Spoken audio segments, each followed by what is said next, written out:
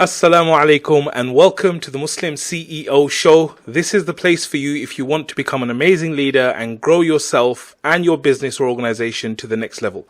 We do this by learning from those that have been there, done there and bought the thope. I'm your brother and host Mohammad Arshad today, and I am honored to have with me Chris Blauvelt. How are you doing, Chris? Hey, Assalamu alaikum. Great. Alaikum I'm really excited to be here. Great. Thanks so much, Mohammed. It is really, really amazing because when I was thinking about this series, one of the first people to come to my mind for doing this was Chris. Because Chris is the founder of one of the greatest Muslim organizations, I would say, of modern times, mashallah, and it's called LaunchGood. So, Chris, I just want to give a quick overview, a little bit about yourself, just for those that haven't heard of you, and then we're going to get right into it, inshallah. So, hey, Assalamu alaikum. Yeah, go for it. Oh, you're going to do the, no. You want me to do the overview? No, I would love for you to do it. Oh, okay. Sorry. So anyway, a quick recap. I became Muslim when I was 16 in Massachusetts in America. Went to Michigan to study engineering. I found that a bit dull after I actually started working as an intern at Intel, which is a chip manufacturer. And I decided to, from that point on, I was going to go down a different path. So I ended up getting a master's in educational leadership. I taught for a while, helped start an Arabic program, then went into film, which is kind of crazy. And then I went into tech startups, including LaunchGood, which is another crazy step. So I've had this, kind of zigzaggy path all my life, but I love it. I mean, this is one of the things because, while I was kind of getting ready for this, I was trying to find out more about you, even though we've spoken loads of times before. And it was really interesting. Like you mentioned, like on one hand, you're an American who's born in Malaysia, right? And then you did engineering, but then you're like this really amazing entrepreneur. And then at the same time, you're doing all this kind of movie stuff and winning, you won the Magic Johnson Social Entrepreneur Prize as well, right? Yeah. So all these amazing things. And then mashallah, you're married, you got a family, there's so much different stuff going on, right? So the first question I want to ask you is, what was 10-year-old Chris like? Oh, that's a good question. 10-year-old Chris, you're talking about fifth grade. Not so impressive. Yeah, I was a bit of a nerd. I had a very small circle of friends. Mostly, I like to, play outside, play sports, but I wasn't actually good at sports, although I did enjoy it. And, things like Legos and, very math and science oriented, very logical. The entrepreneur side of me was always there, I would say. So, things like lemonade in America, we do these lemonade stands, toy stands, garage sales. I used to be an artist, so I'd draw monsters and I'd sell those to my friends for $1 or something like that. So, those are some things that you look back and you're like, oh, maybe not everyone thought that way. I did. But I think, maybe what kind of stood out about 10-year-old Chris is I was thinking a lot about things. So that was probably about I started thinking about religion and faith. Really? Yeah, I would say by the time I was 12, I had made the decision that I wasn't going to, believe in God anymore. And that's a pretty young age to make a big decision like that. At the time, I didn't feel like it, but, in hindsight, it's like, oh, wow, not a lot of kids in middle school are thinking about that. What was it that triggered your thoughts about this kind of stuff? I like to know how things work. It's like I like to know. And maybe that's why I love Legos. You can take it apart, build it again, really kind of explore things. And so, from a bigger picture, it's like, well, how does the universe work? Wow. Okay. How does life work? So I'd think about that, and I'd say, well, I'm not just going to accept the Bible because it's my parents' book. I'm not just going to accept Christianity because that's what I was born into. I want to understand how this work. And you start looking into it, and you're like, whoa, this guy has a bunch of issues with it. I remember also in fifth grade, I studied Hinduism for a school project, and I was like, wow, it's kind of cool as a fifth grader because, or a 10-year-old, because you have all these cool stories, but it's all stories. You can see it's not true, right? And so those were to me, that was religion. It was just like Christianity and Hinduism. Okay, yeah. Yeah, and it's like, well, neither of those are true, so it's probably all just made up, you know? Amazing. Fantastic. So this is good. I'm getting to know you. This is one of the great things about doing these interviews, getting to know people a bit deeper, mashallah. So tell us a little bit about LaunchGood, because I'd love to hear about it in your own words. Like someone who's never heard of it, tell us what it's about. What was the reason that you started it? I'm going to give you the long version. I don't give this to a lot of people. Good. That's what I want. I think that's the format we have here. Yeah. Really, you have to look back to why I even became Muslim. So say there's kind of two parts to that. One part is the logical part, right? And seeing, starting studying the Quran, the history of the Prophet Mohammad, peace be upon him, the history of it's like all that points to this really is a true religion, or the true religion. The second part of it was the influence of Malcolm X. Have you read his autobiography before? No, I haven't. Oh man, you got to. I know. I've seen the movie. I know that's really bad, but you've seen the movie. That's why you should. That's good. That's good. You know, that's like, okay, you see the movie, it's pretty good. But the book is really amazing. We had to read it for a class I took in school in 11th grade. Wow, okay. And I was so profoundly affected by Malcolm X. I mean, really, even to this day, like I think thousands of people become Muslim every year because of his story. Really? And for me, one of the things that really stood out was this idea of legacy, like building a legacy of impact in the world. And I just, so when I became Muslim, I was like, I want to be like Malcolm. And I used to have these dreams like, oh, what if we like bought a giant apartment and we converted it. So like first floor would be masjid, second floor would be gym, third floor would be school. I had all these ideas. And very quickly, those ideas were squashed by the Muslim community. Implicitly and explicitly. So implicitly, you could just see like how Muslims are always kind of fighting and arguing, and it's like, how could you ever do a big project like that if the community is not united? And even explicitly, when I had, ideas like, could I work as like a director of masjid? Like, I'm not going to be an imam. I'm not that guy, right? Yeah. But I love serving the Muslim community. I loved working for the MSA. I think you call them ISOC, so MSA right. Yep. Association. I love serving the Muslims on campus. But then it's just like, everyone's like, well, that's not a career. You can't actually make a career out of that. You got an engineering degree at a top university. Like, you should go work into corporate life. And it wasn't until I actually started working for life, actually, I can do whatever I want in my life. It may not be easy. It certainly wasn't easy for Malcolm. There was a lot of sacrifices, but I can do whatever I want. And just because, what I envision doesn't exist out there doesn't mean it can't be built. And so that was, for me, an important point with LaunchGood is like, hey, I think we could actually build a company, a platform that unites Muslims and inspires them to do really good work. And that was my inspiration for LaunchGood. I had seen Kickstarter.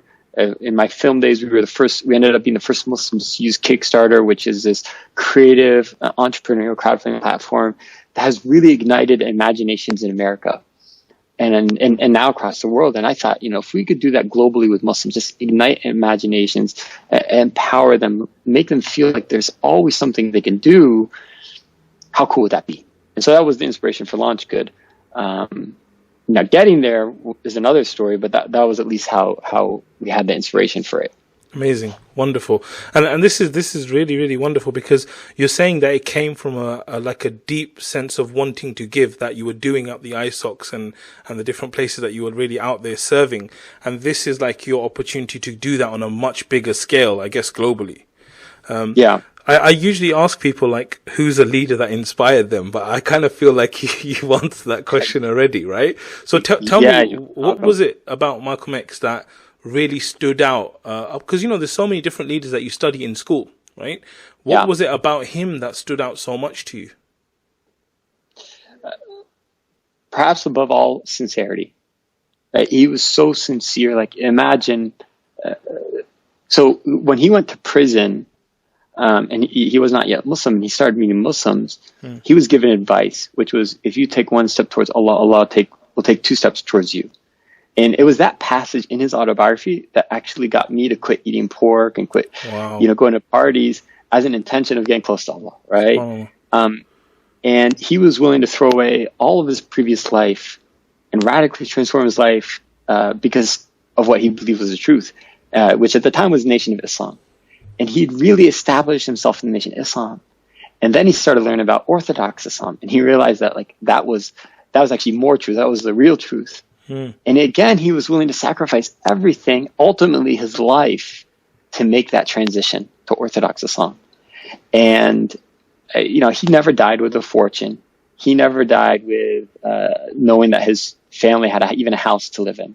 Imagine that, right? The sincerity he had in his life really inspired me, and I just pray that I can follow in his footsteps. Sure, I mean, that's wonderful. I've never thought about it, but you're right. Like when he made that second change, that's when he had it all. The first one was when he was in prison. You're down in the dumps. Yeah. Allah will help you.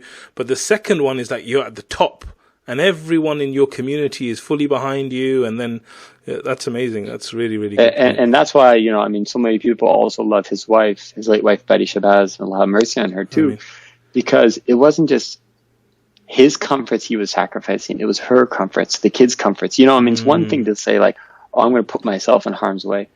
It's much more difficult to say, okay, I'm going to put my family in harm's way, my kids in harm's way. Like his house got fire.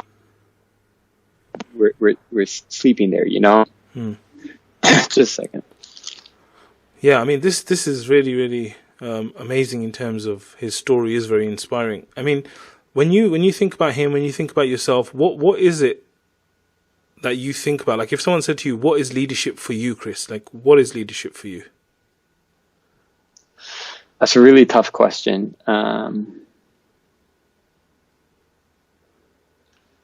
Leadership for me is having a vision and organizing people around that vision and giving them the confidence that you can get there. Right now we're studying I'm studying, but we're celebrating the 50th anniversary of the Apollo mission to the moon, which is just it's just really incredible to see 50 years ago the technology they had to pull that off. It's just mind blowing. And it just started with a vision like, hey, in the next decade, we're going to reach the moon. And we'll figure it out. I mean, they didn't even have all the technology in place to be able to say that. Yeah. But it was like putting that vision forward and people really believing that, giving them the confidence that like, we're going to get there together. And that to me is leadership. Okay, wonderful. I like that. But tell me one thing. If it's about giving the people that confidence and having that vision, like when you're starting out as a new leader, where do I get that confidence from? Baby steps. Okay, what do you mean? Yeah. So as the leader, how do you get the confidence, you mean? Yeah, like let's say I'm a brand new leader, right? And I don't have the confidence yet because I'm the first time I've ever been put in a leadership position now. So baby steps, and I'll explain that. Yep. I remember when I started LaunchGood, I was trying to raise funding and I failed. No one should come to me for VC advice. I'm very good at not getting VC funding, thank God. So we went to Silicon Valley. We met with like these big shot investors. And one of them, his name was Mohammad, he said, Chris, is this $1 billion idea? And it's just like caught me off guard. I'm like, that's a large number. $1 billion. Wow. He's like, Chris, stop. I'm going to stop. He's like, if you don't believe it's $1 billion idea, no one else will. I've got, 3-4 other entrepreneurs today that all think they have the next $1 billion idea. So why should I invest in you if you don't even believe in yourself? And it was hard. It's like, how could I believe in myself? Like we hadn't even got off the ground yet. But then, a year later, we had raised $1 million, and I was like, oh, that's pretty good. I could, and then the year after that, it's like 6 million. And the year after that, it was like 15 million. And now we're almost at $100 million raised through our platform. Wow. So now I can say, yeah, LaunchGood is $1 billion idea. But I have that confidence only because I can see the steps that we're taking towards that. And so I think as a leader, you don't always have to have, especially if you're inexperienced, you don't have to have this brash confidence, because I think that can be misleading. But there's an Arabic saying I love, an-najah tulad an-najah, that success begets success. So it's just those baby steps. Like I remember when we got to $100,000 funds raised, that was after 6 months, and we made a big celebration of that. And in hindsight, like $100,000 is like nothing. Like if we only raise $100,000 in a month, it's like alarm bells are going off, Yeah. But at the time you celebrate it.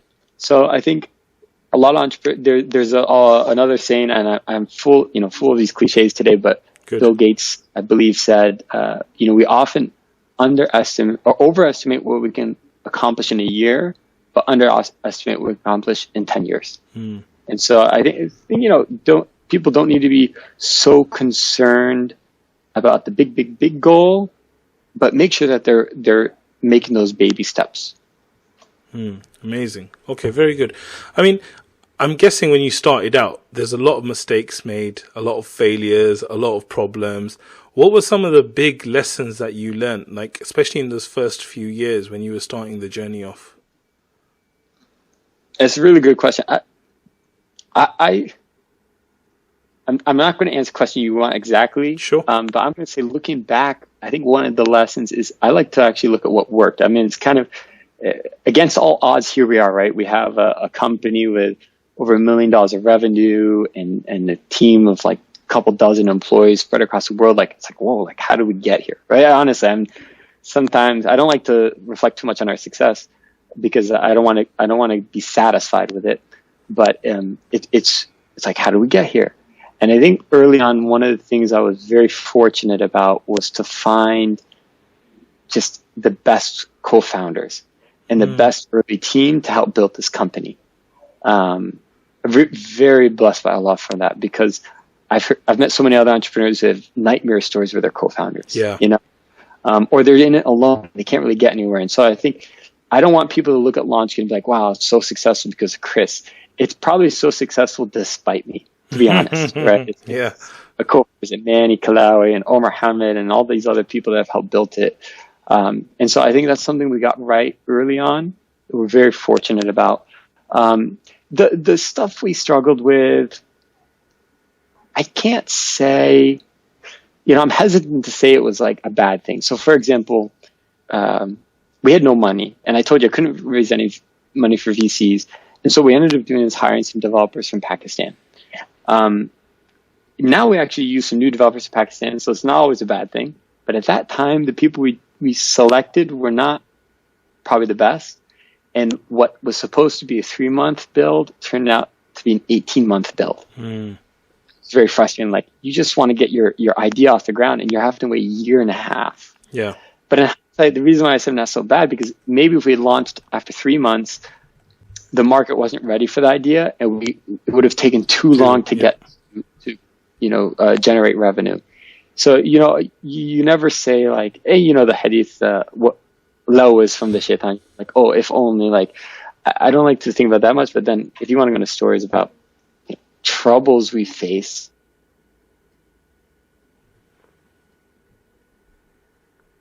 hit your goal, it would start counting down. So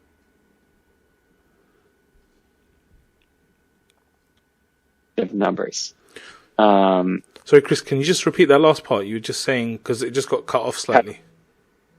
Yeah, so I was saying, we had these bugs where, like, if you hit your goal, like 15,000 pounds or $15,000, every dollar or pound after that would start counting down for some reason. So instead of $15,100, Right. it'd say 14,000. Man. All these crazy bugs. Yeah, we had one weekend where donations, we couldn't even process donations on the website. We had one campaign that was all or nothing, and when it tipped, it charged people multiple times, up to 8 times. So, like, if you'd given a $500 donation, we may have charged your credit card $4,000, right? Ouch. Okay. Yeah. We had some serious bugs early on, but subhanallah, you survive them. There's one of the people I love to read. His name is Paul Graham. He's like kind of like the guru of startups in Silicon Valley. And he said, after working with the founders of Airbnb and Dropbox and Stripe and all these amazing companies, the essential quality of a successful entrepreneur comes down to this: relentlessly resourceful. Relentlessly resourceful. It means you're going to figure out whatever you need to do to achieve your goal. Whatever it takes, like, you're going to get it done. And I think that's really important. In our team, we just call it grit. Like, we're from Detroit. It's kind of a gritty place. Yeah. We're like, you got to have a lot of grit. to be an entrepreneur, to be part of LaunchGood. It's tough sometimes. Mm-hmm. Amazing. Okay, wonderful. I wanted to ask you, like the first LaunchGood campaign, like, do you remember what it was? Like, how did you win these guys over? What was it for? Oh, that's a great story. So I have a friend, also former engineer turned entrepreneur. Her name is Nadine Abu Jabra. Mm-hmm. And her whole thing is like, she went through this personal journey where she lost hundreds of pounds.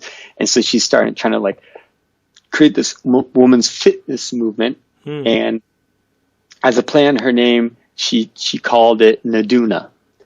And she had this vision to start the first workout DVD that was modest and used hijabis instead of like girls in bikinis, right? And I was like, man, that would be great. Like, that'd be an awesome project to launch LaunchGood with. Except her co-founder was this tough New Yorker, Zainab Ismail. And, have you dealt with New Yorkers before? Not much, only a few times. Yeah. They're all business. It's like, why would I say hi to you, right? Like that type of mentality. So Zainab's like, well, I don't know Chris, and I'm not going to be their guinea pig. We're going to use Kickstarter. That's an established brand. We know it works. Okay. And I just could not convince her otherwise. But thankfully, I got a little help from Kickstarter for some reason, which I still don't understand till today. Kickstarter rejected their campaign. Oh, wow. So right as they're about to go live, Kickstarter rejected them. So they came to me in a panic because they had already like put all these marketing materials out that like, October 1st, we're launching, get ready, blah, blah, blah. Wow. So they come to me, they're like, okay, Chris, we'll use you, but you got to be ready by October 1st. Can you do it? And honestly, it was too soon. Like we hadn't finished testing our website, but you know how as an entrepreneur, you fake it till you make it. You're just like, yeah, definitely. October 1st, no problem. Let's go. Right. Yeah. And, so, we launched with them, and actually everything was going pretty well, until the last day. So they had I remember their campaign, $15,000 or nothing. This is the example I was trying to give. And it was also Nadine's birthday. So like they were just a few thousand short of their goal. She's like, everyone on her birthday, please donate to my campaign. She hits $15,000, and then the problems begin. So first, like everyone got double charged for some reason. Okay. Like, okay, we can manage this. It wasn't too complicated. We could just go through and refund everybody one time. But it's tedious. So we're sitting there, me and my co-founder, Manny, and we're just like refund. And then we get another call. It's like, what the heck is wrong? It's counting down, right? And so that's the problem I told you. For some reason, there's this bug that like, someone donates $100, and instead of going to 15,100, we went to 14,900. Wow. So that, and they're like, oh, there's only a few hours left, and they're $100 short. So what did they do? They donate $100. Yeah, again, yeah.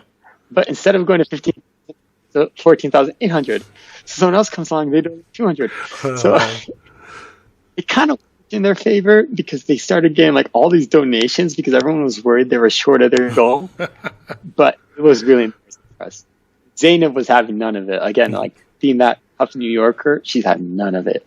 But alhamdulillah, like I was just with Zainab last week. We had this ice cream social in New York. We're super good friends. She's like one of the brand ambassadors for LaunchGood now, just like this incredible person. And that's kind of one of the funny things about LaunchGood is the people that we've had maybe the worst bugs with have become our closest friends because we'll be really like, listen, obviously we didn't intend this. We're really sorry. We want to make it up to you. We want to make it right. And we worked really hard with them to kind of fix their issues. And they saw that at the end of the day. So it's funny.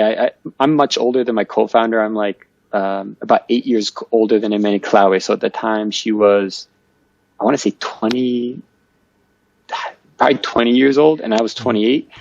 So she's panicking, right? She's like, what the heck? Like, it's like she's never dealt with that type of adversity before as we're going through this. And at some point I just stop and I start laughing. I'm like, you know what? One day we're going to look back at this and we're going to laugh. Amazing. So we might as well laugh. It's okay. Like this is just going to become an iconic story for us, and it has. Yeah, I mean, that's amazing. Yeah. I love the fact that in a way you used vision in that moment to make the moment better and to carry on. You know, really, Think about really that. amazing, mashallah. Because, you know, a lot of people don't see it like that. They're in the pressure of the moment and they just feel like, oh my God, this is going terrible. And, you know, especially when you've got someone like Zainab, like you mentioned, the pressure's even worse because you're thinking she's like that, right? As opposed to having someone who's very laid back and stuff. So, I think that's really, really amazing. I mean, you know, I've got to say to you that. Just to that point, I never thought of it that way, but it reminds me of the Prophet ﷺ in Khandaq. Oh yeah. So I like to share this story where, and you probably tell better than me, is like Khandaq really, it was an existential crisis for the Muslims. It was like the largest army ever amassed in Arabia surrounding Medina. There's no escape. And they're trying to build this trench and they're so hungry, they're starving that they have to tie, you know, the stones to their belly. And like in this moment, the Prophet ﷺ, was called over to strike a rock, you know, a bowl that no one could break. And he strikes it 3 times, and with each time, a light shoots out. And the Sahaba can see the light, but they don't know what it means. And then the 4th time, it shatters. And the Prophet asked him, did you see the light? They said, yes. And he said, you know, in the first light, and this is where I'll probably get it wrong, in the first light, I saw the empire of Persia. And I know that Allah's giving it to us. And the second light, I think, was Rome, and the third light was Yemen, right? And so he's telling them, like, they're worried they're not even going to survive the night, maybe. And the Prophet's saying, no, you're not only going to survive, you're going to thrive. You're going to conquer all these lands around you. That's what's going to happen there. And then, you know, just imagine, like, your small community, like a few thousand people on the brink of death. And it's like, no, you're going to be like the Google of your day. You know what I mean? Yeah. And even I don't even like to say Google. I was just trying to think of like some big analogy, but it's like it's the greatest mission in the world. Yeah, and the timing of it, like you said, you know, at that time you're just thinking, what, you know, and that's the only time when iman and faith and belief and vision comes in. And if you're really sold on the vision, then it's like, yeah, inshallah, that will happen one day, you know. So that's amazing. I want to ask you, so how do you go from, because, you know, one of the things I speak to a lot of people about is platforms. So many people, they see LaunchGood and other projects like it, and this word is on their mind, entrepreneurs. I want to create a platform. And for me, I'm like, whoa, platform is a big thing. You got 2 different sides you're playing with, sometimes 3, all of this kind of thing. How do you go from actually being a company that does something successful, like you did with Zainab and Nadine, and actually transform it to a real platform? So one thing is going to take time, right? Because you have to earn trust, you have to earn credibility. Even after all this time and all this success, we still get people that don't trust us, right? I mean, I definitely think we're only about 1% of penetrating our market. I remember, so we launched LaunchGood in roughly October of 2013. Our worst month ever as a company was October of 2014. Okay. Right? It was like, I think that month we only had 4 projects live. And so it's this weird thing where it's like, well, is this going to work? Like a year later, we're actually at our lowest point, right? And it really makes you question, like, will this succeed? And you have to not, I mean, you really have to be diligent and gritty, determined. I'm very fortunate that my mother herself is a successful entrepreneur, and I've seen her go up and down with her company. And her advice to me, you know, when I started working was, all my startups, I have to give them 3 years. I won't know until 3 years are through whether it really is going to make it or not. Okay. So that film startup I did, when I started, the first year was amazing. Like, we were crushing it. But by the 3rd year, it was like, all right, we're dead, you know? And LaunchGood was kind of the other ways. Like, initially, it was like very rocky start. Ramadan, of course, was good. We had a couple good months, but like, then we hit that low point. But there was something, you could just feel it. It was like this idea, it felt, the word I like to use is pregnant. Like, it was like ready. Like, the world was ready for LaunchGood. It just didn't know it yet. And by the end of our 2nd year, we could see, okay, this is really, it's got some traction. Like, the whole first year, our total revenue was $30,000. like total revenue for the whole company, $30,000. But by the end of the year, it's like 90,000. We're like, oh, that's triple, right? Like if we could keep this going, it's going to be really good, you know? And then by the end of our third year, we were at like 220,000, I think it was. So that was when we're like, okay, it's on the right trajectory now, but you really do need that patience to see how it's going to turn out. Okay. So patience is one thing, right? If I have an idea of a platform, is it true that there's no way it's going to become a proper platform unless I get some sort of funding? Like I got the patience, the idea is good. Will I definitely need funding to make a platform great? That's a tough question. You definitely need some funding if you cannot program it yourself, or you don't have like a co-founder or someone on the team who can do the programming.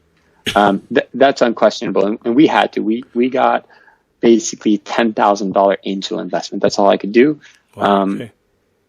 But, you know, actually a couple of years later, we ended up buying that angel investor out. So we own the platform completely now. Amazing. You know, if I did it again now, I might raise more money and hire better developers and try to get off a little faster. But I think for us at that time, it was the right way. Other than that, I think money is totally overrated. Totally. Like if you have a great mission, you know, one of your jobs as a CEO is to build teams, right? That's what I mentioned. You asked me, what is leadership? It's like create a vision, inspire confidence, and build a team towards that goal, right? I find I'm always recruiting for LaunchGood, permanently recruiting. And you can find incredible talent that's willing to work for free or at a steep discount if they really believe in what you're doing and they can see that one day, you know, could become a career for themselves. Yeah. And sometimes when you don't have a lot of money, it's good because it forces you to make smart decisions. Yeah. Like going back to my film analogy, our creative director, Sultan Sharif, he actually preferred shooting on film as opposed to digital, like that real film. And his reasoning was, listen, this film costs a lot of money. So every shot I'm going to do has to count. Wow. Okay. So I'm going to plan really, really well. Whereas, like, you know how it is with your iPhone. I mean, you just take whatever, or your Samsung, whatever it is. Yeah, take whatever it is. And then, you know, so, but if you know, like, hey, you only got 30 shots, you're going to do it really carefully. And that's kind of how it is. That's that thought process of like, okay, we have very limited resources. Where do we invest it? It's really going to force an entrepreneur to think deeply, like what's the core of their business and what's just ancillary. Because a lot of people make mistakes. They like build stuff that users don't want. That's you know, and if you keep doing that, you're going to just ruin your product ultimately. You got to figure out what is the core that people want and really double down on that. And actually, I'll give you a quick example. Even with LaunchGood, we thought there was a big opportunity to change the game with fundraising dinners. I assume you guys in UK do a lot of fundraising dinners. Definitely, yeah. You know, and they're kind of getting old and tired and stale, and you got to fill out these cards and like bring a checkbook or who's a checkbook. And so we're like, okay, we came up with this whole system. It is a package actually. We'd send like a Wi-Fi hotspot out and credit card readers and like all this stuff. And we thought it was so cool. And a few users also thought it was cool, but the majority of people doing fundraising dinners, they're old school. They have their way of doing things. They just want to do it that way. And so very quickly, like we ended up not investing further in that product and just really doubling down on just the online platform, helping people do their online fundraising. And that was a really smart decision. Now, if we had unlimited resources, we might have like hired a whole team and like spent years trying to push this whole dinner model, and ultimately it would have just been a distraction. So was it the failure of the dinner model or the success of certain campaigns that made you feel this is the way to go? Oh, yeah, definitely. Yeah, you can see that. I think especially with, I mean, it's a combination, the failure of dinner model, but also I remember our first Ramadan, there was like this big spike. Like, I mean, I guess our activity grew like 10x. Wow, okay. Like, whoa, like this actually really does have an opportunity. And I think that gave us a lot of confidence to keep building a platform because we could see there was a demand for it if the conditions were right. Okay, amazing. I mean, one of the things you talked a lot about is your team. And it's great to hear leaders like, you know, talking about their team, because I know most of my accomplishments come just because I had some amazing people around me. So I wanted to kind of get your advice, because especially because you guys have got people globally, right? Like, how do you manage a global team? What's your advice and tips for actually doing a great job? Because recruiting people who are great is one thing, but then when you've got them, actually managing them, keeping them, inspiring them, like, how do you do that? What do you advise about that? That's a great question. One thing is, we're so fortunate that we have so many tools and resources that help us do this now that didn't even exist maybe 5 years ago, right? So as a tool, I mean, just getting very technical, we use Slack. I've seen some teams do it with Asana, but Slack is really just phenomenal for managing a remote team. And the second thing is, I would recommend 2 books. One is called Remote, and the other is called Rework. So Rework and Remote, both written by the same guys, the same company, a company called Basecamp, basically, in Chicago. It's all about, like, how do you build and manage remote teams? And one of the things we've learned is most important is you have to hire for people that are able to do that. Some people really do need to be in the office. Like, they can't. It's hard. Like, there are certainly challenges with remote teams. It can be lonely, right? So people just working for themselves.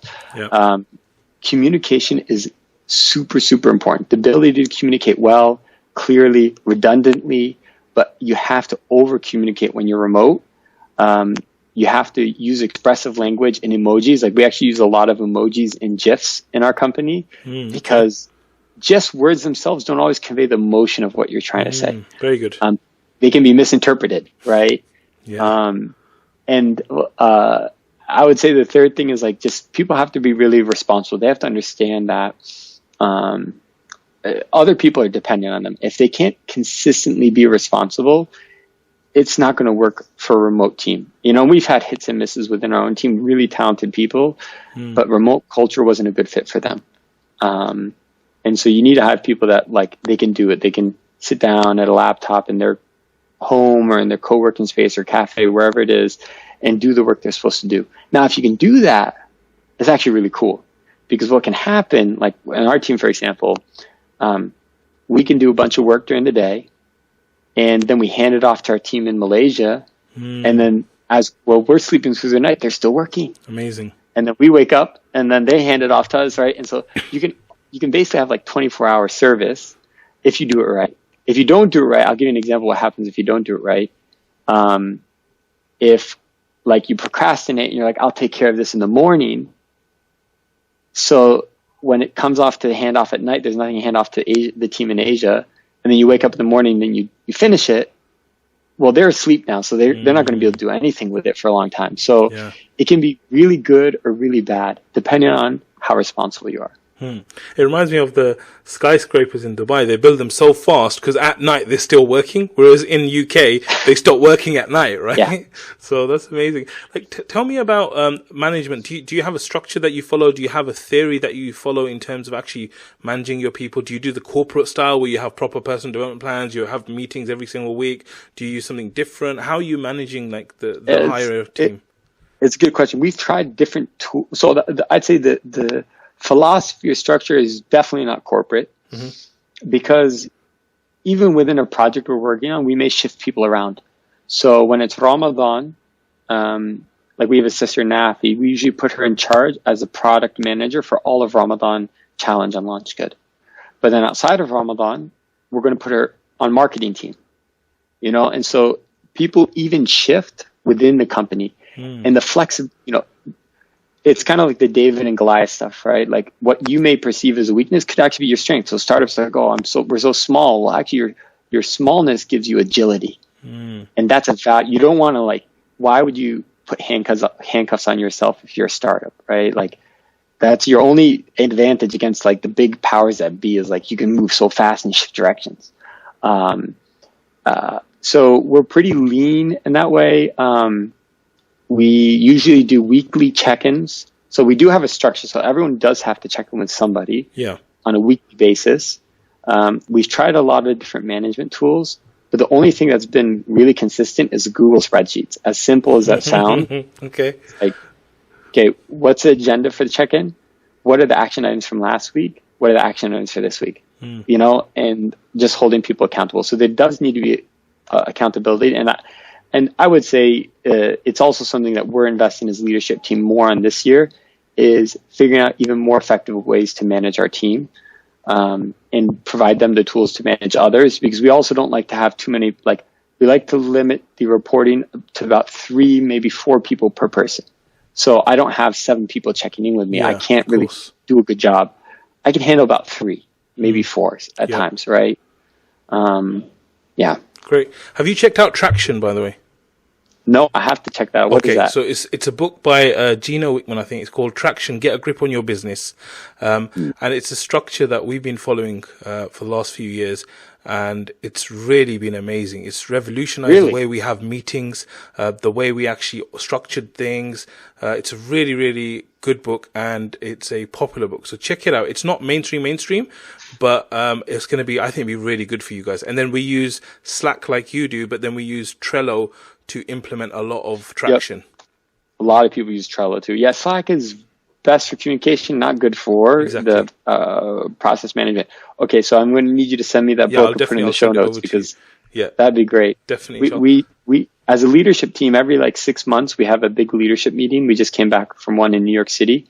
And we try to read book together, like what you're describing. Wow. Okay. We try to do our learning collectively. And that's something I found to be very helpful with LaunchGood, is collective learning. Like, it's always good, you can listen to podcasts and read books on your own, but then when it comes to try to implement it in your company, it's like, well, you got 20 other people, and if they're not on the same page with you, they don't understand the value that you see, it's a lost cause. That's actually a very good thing as well, because they say what binds us together is like shared kind of experiences and emotions, right? So like if we all go together through a book or through some sort of resource like that, it binds us together. We all got the same kind of experience of it. So I think that's a really cool idea, mashallah. So I have a question. I saw these pictures on your website, right, on LaunchGood. Like, you're hanging out with some like top class people, like, you know, the royal family from the UAE, and like even President Obama and stuff. Like, what's going on there? Alhamdulillah, we were very fortunate early on to get some accolades and awards. And, you know, had the fadl min Rabbi, you know, this is God's favor upon us. Early on, we won, I think after our first year, we won an award called the American Muslim Consumer Conference Entrepreneur Showcase. Wow. And from that, it's kind of like you're the flavor of the day. So for a minute, we were like the flavor of the day. And so after that, we won this other award called the Islamic Economy Award for Small Business Enterprises. And that was the one that you saw in the UAE. And then from that, I got an invite to the White House to have iftar with President Obama. And so it's like, and then from that, we won another award, which was like this called EFICA, Ethical Finance Initiative Community Award from the Abu Dhabi Islamic Bank. So like there was a stretch here for a couple of years. We just kept winning awards, which was cool. Alhamdulillah. I think that helps establish credibility, but it's not necessary. And I'll tell you something I saw, even my own startups, is like in Detroit, for example, and you'll find this too within the Islamic economy. There'd be like someone pitching this great idea, and they've really got a great pitch, and they're on stage, and everyone's like really engaged. And you come back 3 years later, and it's like the same person there pitching the same thing. You're like, wait, like what about actually building your business? You know, like I joke, I'm like, I wonder if Mark Zuckerberg won any awards building Facebook. So true. I don't think so. I don't think maybe he won some. Like I don't think he cared. I think he was really focused on building Facebook. You know, and so. The awards are nice, you know, all that credibility is useful, but it can be a distraction. It's not your business. You don't get to build a giant company because you went to the White House for dinner, you know, and I think that's important for people to remember. Amazing. Okay, so tell me something. You know, one of the reasons I really love LaunchGood is because me and my friend Steve, we've always been having this conversation in the last few years. We're like, look, you know, the 2000s, they produce some really great organizations like Al-Maghrib Institute and others and this and that. And previous to that, we had Islamic Relief and some of the big kind of ones. And we always have this discussion that in the last 10 years, like, what's a great startup from a Muslim community that's happened? And, for me, LaunchGood is definitely one of those, because you guys have touched the lives of so many people. And then those people have touched the life of so many people. So it's insane, mashallah tabarakallah. Like, it's like one of those, how people say, oh yeah, I invested in, Uber at this point. And then, some guy, he invested 25,000 in Uber, and at the end of it was worth like 300 million, right? And for me, it's like these kind of projects where there's ajr involved, it's like they're amazing, because someone could have come in to LaunchGood, helped you guys out, stuck around with you for a year or something, went away, and now it's become this huge thing. Right. So I deeply like feel an affiliation to it. Like, first time I saw it, I was like, what is this? It's just like Kickstarter, right? You just kind of see it because Faisal, the business partner, he basically went on there and he launched funds and stuff. But then as I got more into it and I saw what you guys were doing, I was really inspired by it. Right. So that's how I feel about it. Then at the same time, like in our business, we help a lot of people concept businesses, start business ideas. And so when I'm now starting to sit down with different people, these people are coming up with ideas that people have already done in the industry. So not necessarily LaunchGood or crowdfunding, but there's a lot of competition now, because we've got those generations of Muslims, the second, third generations, who are into entrepreneurship, who are now like want to start ideas and this and that. So my real big question here is like, how are you guys going to stay relevant for the Muslim industry? Because right now you're the big ones there. How are you going to maintain that competitive edge? Of course, competition is good for the ummah, it's good for the charities and everything. But what's LaunchGood's plan to actually stay ahead of the curve and do that, inshallah? That's a really good question. And you're exactly right. You can't sit on your laurels, because the moment you do, someone else is going to come into your space.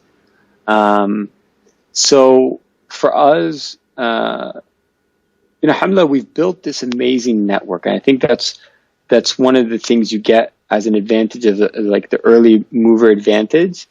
We have 500,000 users now, like 500,000 users. Wow. And now it's upon us to keep them engaged and I think offer them new services. But that's really where our focus is for the next, I would say, 12 months, is really improve the experience of being a user on LaunchGood and enhance what that means. So, I don't want to give all away now, of course, yeah, but really definitely like making it feel even more like you're part of something special when you're a user on LaunchGood.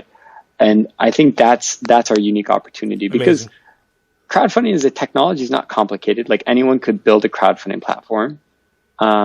It's not like Google's search engine. It doesn't require patents and PhDs to build it.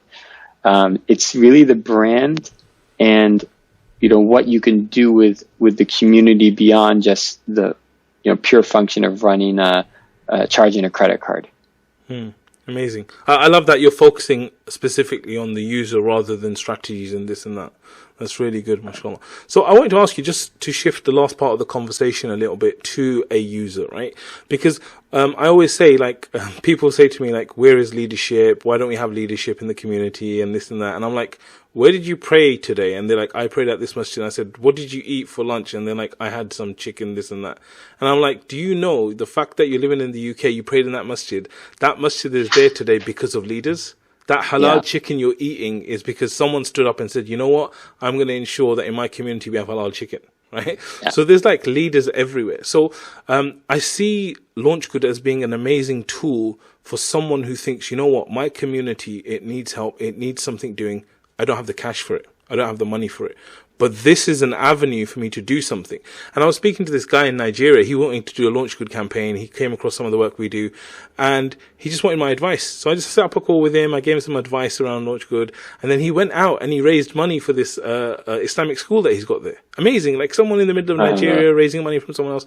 So my question to you is really, like, imagine I'm that person, I'm that user now, who has that element of leadership. I know there's a responsibility in my community. I want to do something. I want to go out there. I want to do it on LaunchGood. But I'm kind of worried. I'm like, what if I go public with like wanting to raise $10,000? I don't do anything. I'm going to be like a failure. I want to do something. I've never done anything like this before.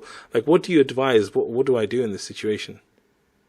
That's a great question. So that pressure is positive pressure. Okay. Right? So sometimes I encourage people to do all or nothing funding, which is really intense, because then it's like, if you don't hit your goal, you get zero. Wow. People are like, why would I do that? Are you crazy? Yeah. I'm like, well, why don't you want to do like, that was so stressful. I'd be like really nervous. I'm like, exactly. You're going to work really hard at it. And I think it's one of the beautiful things about crowdfunding is there's this like public accountability, right? Like you don't want to fail, and you also don't want to be a fraud, because it's not a great place to be a fraud. It's just too public, right? It's much easier to just steal people's money in private. I think what I always communicate people to is that in crowdfunding, the crowd comes before the funding. And you really have to think about it as a publicity campaign before you think about it as, just raising money. And I know you guys do this really well. It's like, sometimes you need to spend months preparing for this. You got to make a video. You got to learn you got to learn how to communicate some grand vision in just a few minutes, maybe even a few seconds of time. That's all you have to get people's attention today, And so I think, again, that going through that whole exercise is really valuable. And if someone does that, then raising the money actually kind of starts to become the easy part to it, because you've already learned how to do the elevator pitch, how to ask people. And that's good, because ultimately, no matter what you're building, the money is just one small piece, a very small piece. It's like a temporary thing you have to overcome versus all the other challenges you have to achieve your vision. Why do you say money is the small thing? Because a lot of the time, especially like everyday people out there, they kind of see it that I could do anything if I had the money, right? Whereas you're saying, well, money's only a small part. So just explain that a little bit. It takes so much more work to really think through and manage a project than it does to just I think activate it with the dollars that are needed. So let's say you want to build a masjid, right?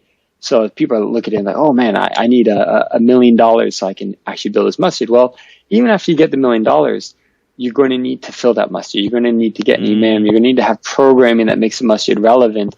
You're going to need to figure out a way to develop, have monthly revenue stream to pay for the electricity and the water and this and that.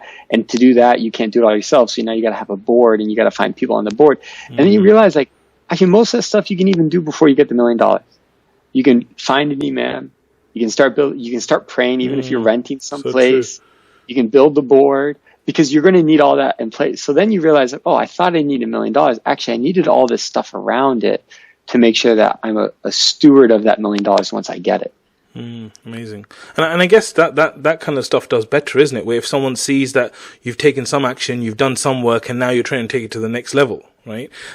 What do you think, and this kind of like towards the end of it now, because I know I don't want to take too much of your precious time. I mean, when it comes to it, what have you seen that people have done really well with crowdfunding campaigns? What are like the tips, or what are the big mistakes or errors that you kind of advise against? Like, you've got so much experience, you're viewing. Sometimes I look at platforms, and that's one thing I really, really wish I could see into, especially as marketeers, right? Because we're like, imagine if I could see all the campaigns. I know I would do the connections, I would do the dots, and I would work out this is working, and it was so powerful with the data, right?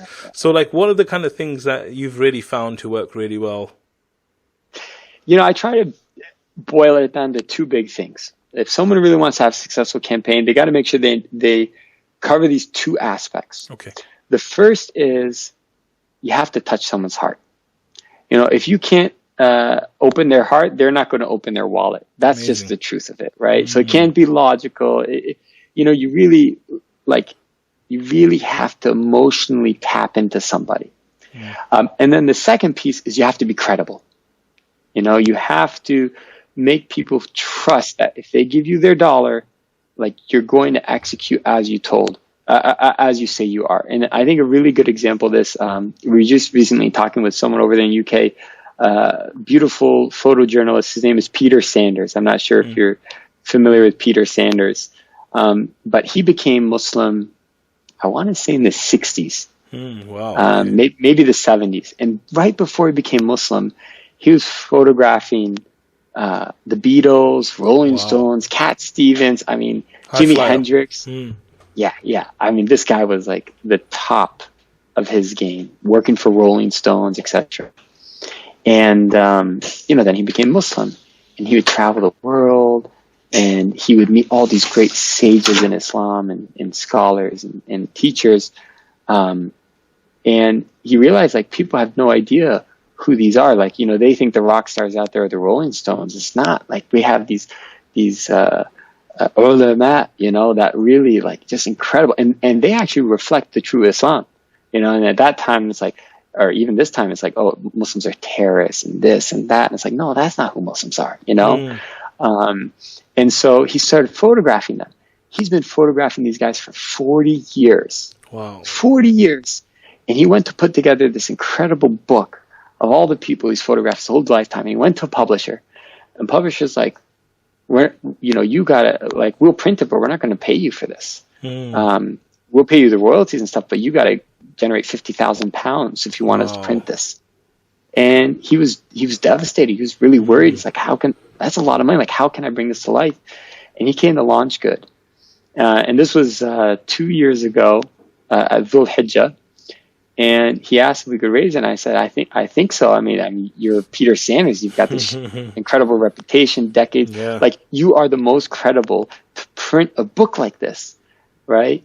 And so he opened up. He made this beautiful video with Sami Yusuf interviewed him for this video.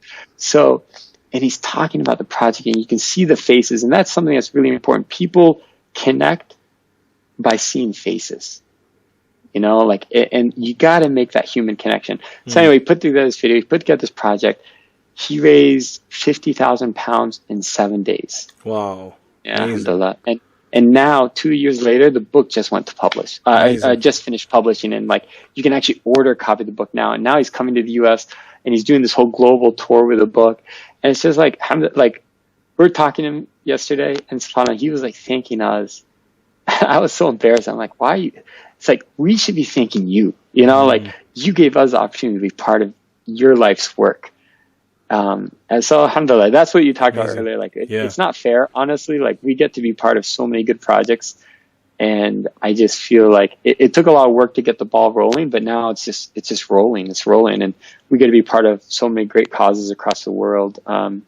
Allah's very generous, alhamdulillah. And you know, it's actually a wonderful thing that helps you to grow as an individual, because I know you've like been we haven't talked so much about it today, but you've been a really good connector for us, like introducing us to some really amazing organization, amazing people.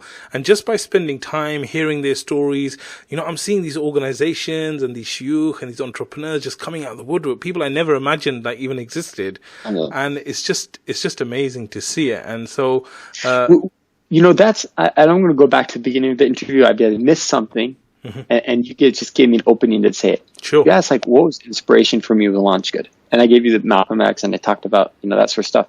But there's another piece I didn't say, which is shortly after becoming Muslim, I was blessed to travel so much. I went to Morocco, to Jordan, Turkey, Saudi, Malaysia, South Africa.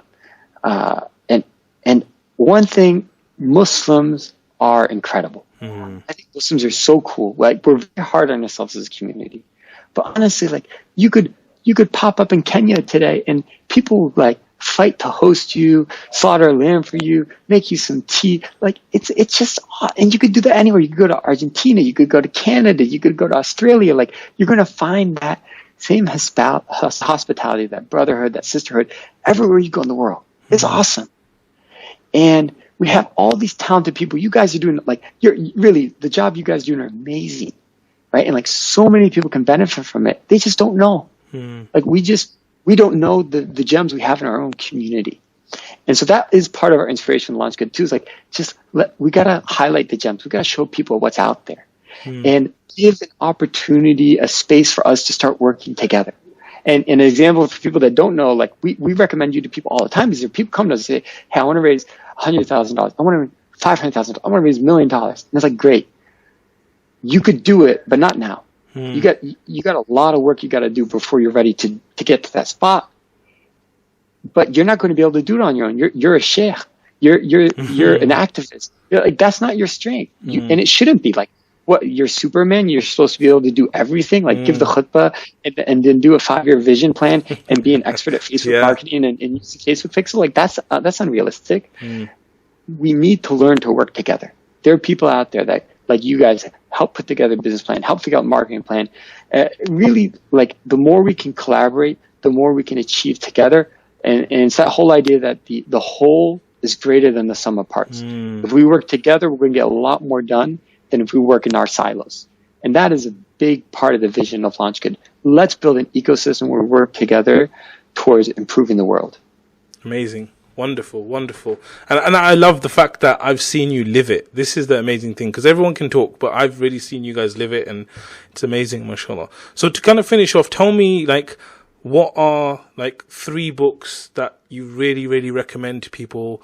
It could be on leadership, it could be general life. Like, what are the kind of most common books that you recommend to people and you think this will really help you, inshallah? Oh, that's a tough one. I'm. You can give more or less if you want. This is not my top 3, but I'll just say some good books I've read lately. So we just finished reading Powerful by Patty McCord. Have you heard of that one? No, I haven't read it, no. Have you heard about the Netflix culture deck? It's a very famous pitch deck Netflix put together 10 years ago. Investment? You ever hear about it?